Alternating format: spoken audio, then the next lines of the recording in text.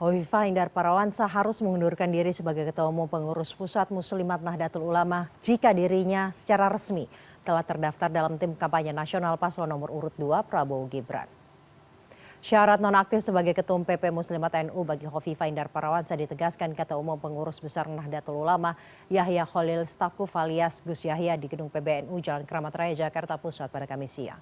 Hal ini terkait dengan posisi Hovifah yang masuk sebagai Dewan Pengarah dan Juru Kampanye Nasional Tim Kampanye Nasional Prabowo Gibran. Gus Yahya menyampaikan hal serupa juga harus dilakukan oleh pengurus Nahdlatul Ulama lainnya yang terlibat dalam tim pemenangan pada kampanye Pilpres mendatang, termasuk juga para pengurus NU yang mencalonkan diri dalam pemilu legislatif.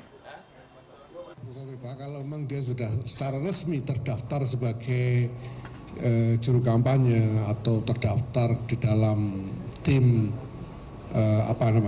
TKN, di dalam TKN, tim kampanye nasional. Kalau sudah terdaftar resmi maka dia harus nonaktif dari jabatannya sebagai Ketua Umum Muslimat NU karena Nahdlatul Ulama sudah menetapkan parameter dalam hal ini, yaitu bahwa pengurus-pengurus di lingkungan PBNU yang terlibat secara resmi di dalam tim kampanye pemilihan presiden harus nonaktif dari jabatannya sampai akhir dari proses Pilpres itu sendiri. Sementara itu Hovifah memastikan akan nonaktif dari jabatannya sebagai Ketua Umum PP Muslimat NU dan Ketua PBNU 2022-2027 per tanggal 21 Januari 2024 saat dirinya efektif masuk tim kampanye nasional Prabowo Gibran. Dilansir cnnindonesia.com, Hovifah mengaku sudah menyampaikannya kepada Ketua Umum PBNU Yahya Khalil Stakuf dan Sekjen PBNU Saifullah Yusuf atau Gus Ipul.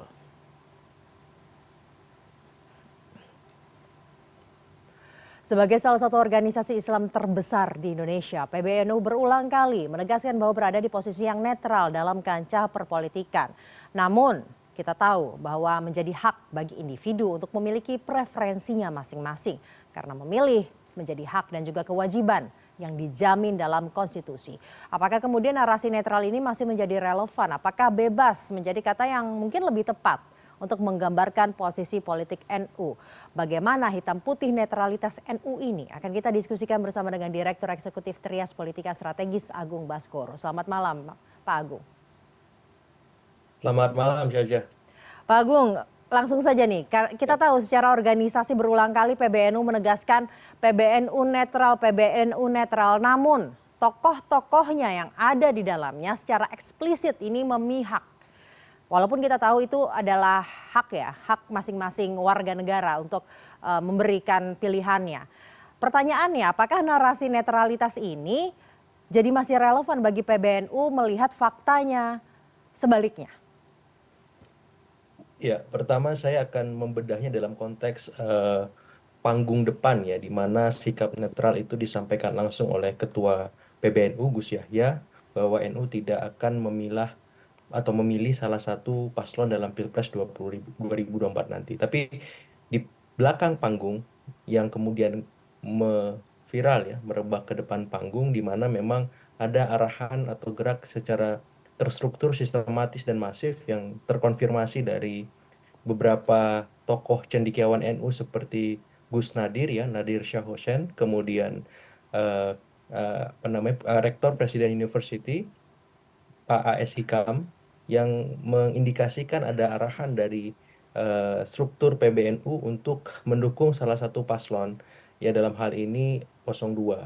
Nah, di titik inilah saya kira publik akan bertanya-tanya di mana peran NU yang sebenarnya adalah mengayomi semua, di mana orientasinya adalah politik kebangsaan ya, bukan politik kekuasaan.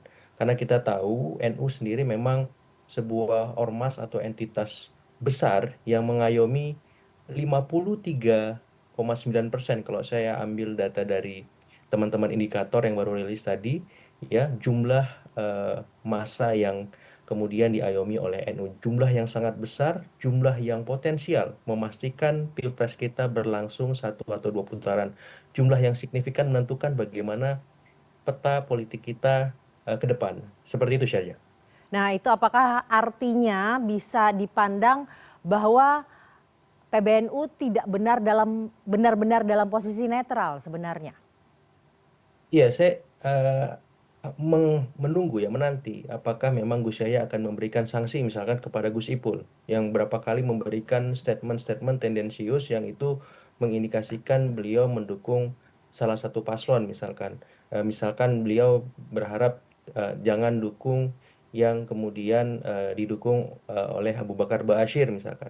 Kemudian yang kedua beliau mengumpulkan pengurus-pengurus NU secara struktur misalkan. Nah, arahan-arahan semacam ini kan perlu diperingatkan, perlu diberi sanksi sebagaimana selama ini PBNU begitu kerasnya kepada pengurus-pengurus lain ya. Ada yang diberi surat peringatan, ada yang dipecat ya, yang kemarin terakhir ada Kiai Marzuki Mustamar kalau saya nggak salah, ex ketua PWNU Jatim ya. Sehingga memang ini harus ditegakkan ya, tata tertib berorganisasi sama seperti yang lain misalkan dalam konteks ini Gus Ipul. Gus Ipul akan diberi surat peringatan, akan dinonaktifkan, akan dipecat atau seperti apa dengan statement dan arahan gerak beliau seperti itu. Karena sedikit banyak akan mendegradasi marwah NU yang kita kenal sebagai organisasi kebangsaan yang bisa mengayomi semua kepentingan semua elemen. Saya tidak bisa membayangkan misalkan NU mendukung salah satu paslon, kemudian paslon ini menang. Ya, bagaimana ya selama ini peran NU misalkan mengayomi paslon yang kalah, pendukung-pendukungnya yang kemudian kecewa, sedih dan seterusnya. Atau ketika PBNU mendukung paslon yang kalah misalkan. Nah, ini yang saya kira bisa mendegradasi marwah NU sehingga tidak bisa berdiri di tengah mengayomi semua kepentingan anak bangsa yang selama ini dilakoni PBNU dengan sangat ciamik di masa sebelumnya ketika misalkan di 2014 2019 misalkan kalau saya nggak salah Said Akil mendukung Pak Prabowo secara pribadi ya. Tapi kemudian secara pribadi yang lain Pak Asyar Ali mendukung Jokowi misalkan. Artinya ada sikap-sikap pribadi yang memang dari awal menjelaskan itu bebas saja. Jadi person by person PBNU silahkan mendukung siapapun, jamaah dalam konteks ini bebas kemana afiliasinya. Tapi kemudian sekarang ketika dikerucutkan menjadi satu, ya PBNU tidak bersikap secara politik di Pilpres, tapi buktinya ya person by personnya bersikap juga di dalam organisasi. Nah, ini yang kita sayangkan inkonsistensi semacam ini yang perlu segera diklarifikasi oleh PBNU agar tidak berkepanjangan dan kontraproduktif sehingga bisa membuat marwah PBNU atau NU secara organisasi menjadi kurang positif. Jadi double standar dan juga inkonsistensi itu berpotensi Persis. mendegradasi ya marwah NU Ya. apalagi nanti pasca pemilu. Kemudian memang masih game changer apa sih suara NU sehingga kondisinya saat ini seperti ini? Iya, karena memang secara populasi tadi saya sampaikan 53,9% ya, based on DPT itu kan jumlah yang besar.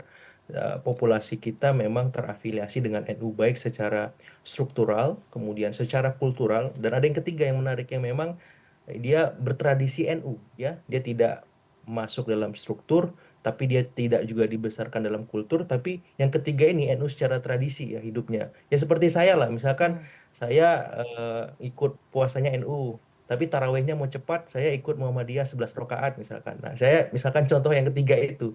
Nah, ini jumlahnya besar, 53,9%. Nah, jumlah yang besar ini menjadi game changer untuk memastikan siapa pemenang pemilu dalam Pilpres 2024 nanti.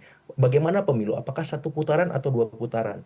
Bagaimana kemudian peta kompetisi elektoral di masing-masing misalkan bukan hanya capres cawapres tapi partai politik kita seperti itu. Jadi ketika PBNU hari ini terseret-seret dalam kepentingan politik praksis, saya kira memang menjadi wajar dan rasional karena memang punya ceruk pemilih yang luar biasa sangat besar, hampir ya melebihi setengah populasi Republik gitu. Jadi kita akan melihat itu, tapi harapannya NU secara organisasi bisa lebih jernih, lebih jelas, lebih tegas dalam bersikap terhadap siapapun ya di dalam organisasi sehingga tidak ada arahan tadi double standard bahkan triple standard yang itu bisa membuat NU menjadi ormas yang kurang disegani gara-gara terlibat politik secara praksis dalam Pilpres 2024 ini.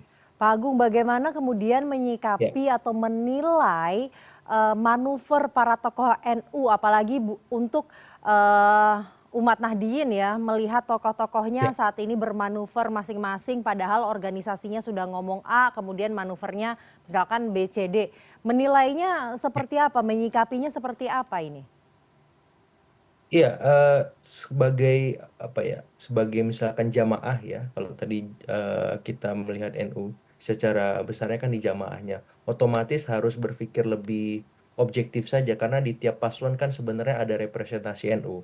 Ya di Anies Muhaimin ada Pak Muhaimin yang memang merepresentasikan NU secara jelas seperti itu. Di 03 ada Pak Mahfud MD juga yang juga merepresentasikan NU. Nah, di 02 ini memang tidak ada representasi NU, tapi sangat dekat dengan NU karena sedikit banyak diakui atau tidak Presiden Jokowi selama ini turut ya membesarkan NU, berkontribusi besar dalam banyak hal termasuk kebijakan-kebijakan ataupun program-program pemerintah hari ini sehingga memang pasangan 02 ini walaupun tidak ada NU-nya tapi sangat dekat dengan PBNU, suka atau tidak dalam beberapa hal dan beberapa aspek baik secara teknis substantif policy program maupun ekspresi ya gestur sikap, ada tendensi memang PBNU hari ini lebih condong kepada pasangan 02 ya, dan itu harus dinetralisir oleh Gus Yahya langsung sebagai ketua umum agar standar organisasi dalam Pilpres ini bisa tegak lurus, tidak lagi mencela-mencela, inkonsisten,